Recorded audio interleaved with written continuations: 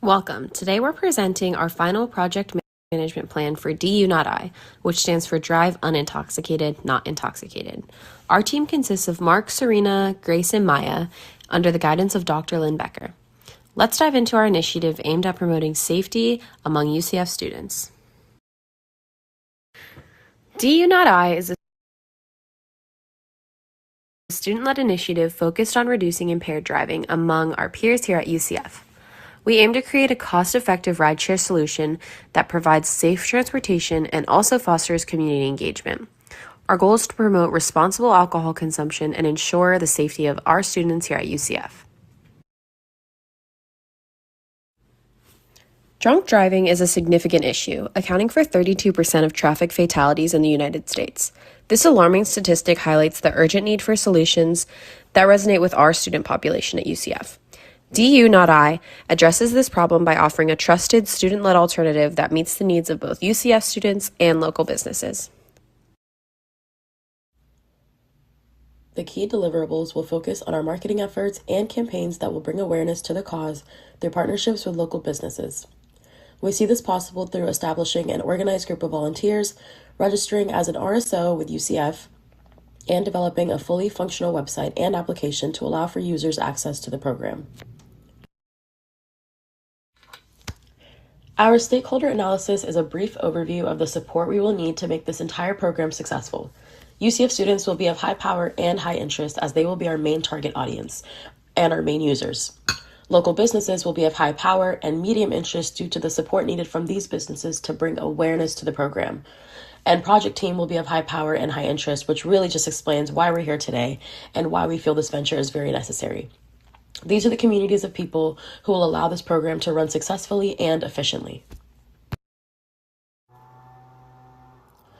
The following is a broader look into our stakeholder register. You can see how the groups with high power or high interest will have large-scale requirements in comparison to others, while those with low interest or low power mainly will be the operational side of the business.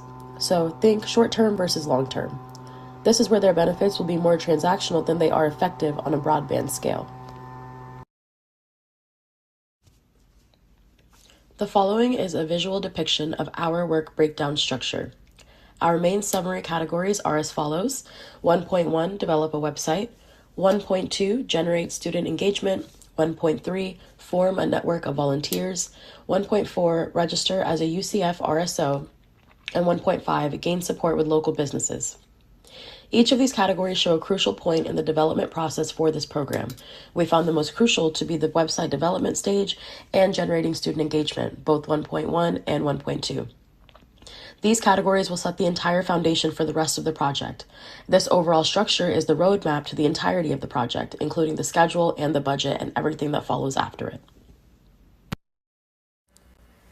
Effective schedule management is vital for keeping our project on track. The following chart provides a visual representation of our duration estimates. This shows when each work package is to be completed, as well as the order in which they are to be completed. The yellow highlighted boxes represent the project's critical path. The critical path displays a late finish of 94 days, which is perfectly aligned with the deadline of 112 days as the latest desired finish date. This project specifically outlines a hard stop at 112 days due to the time that it takes to become an RSO within UCF and the guidelines the organization must adhere to before this program can be kickstarted. Creating the schedule and outlining the critical path allows the team to always stay on track and make sure communication is one of the most important factors considered when time is the constraint. This displays our Gantt chart, which outlines the project timeline from start to finish. The Gantt chart is a useful tool to show the overlap of tasks and allows the team to accurately delegate tasks to team members. The red tasks will show the critical path work packages. Cost management is another critical aspect of our project.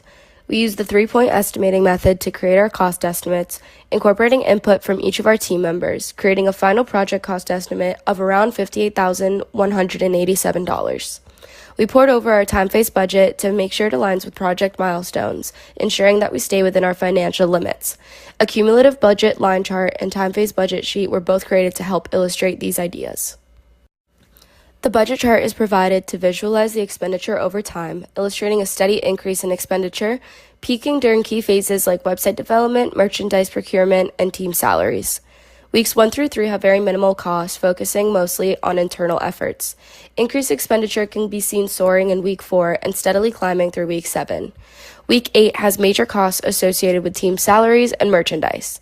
Finally, from weeks 9 to 14, costs remain steady but still decently high. The time-phase budget for this project is structured to align with the project schedule, spanning from week 1 through week 14. The budget is detailed in a spreadsheet that breaks down the costs associated with each work package over the timeline of the project.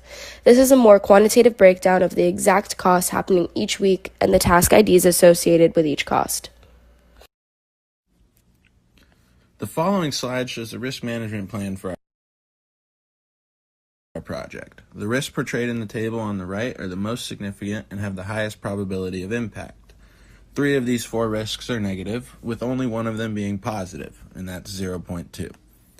It's super important that these risks are identified and planned for, as it's really likely we encounter at least one of them. Ensuring there's a plan in place to address these risks as they arise will help us to keep our project on track. As I stated in the previous slide, it is extremely important that the risks we have identified are planned for and ready to be acted on. This slide shows our risk analysis chart, which provides an understanding of the probability, impact, response strategy, preemptive actions, and contingency plans set in place for each risk. Risk management is essential for anticipating potential challenges, and this proactive approach to understanding our project's risks helps us to minimize disruptions and maintain project momentum. Our procurement management plan outlines the resources we need for key activities. These activities include website development, merchandise procurement, and event hosting. Outlining the procurement needs and timeframes in which they must be completed ensures that we have the necessary tools and materials needed to execute our project effectively. This is especially true for those activities on the critical path, as the completion of their procurements and in turn work packages allows the project to stay on track.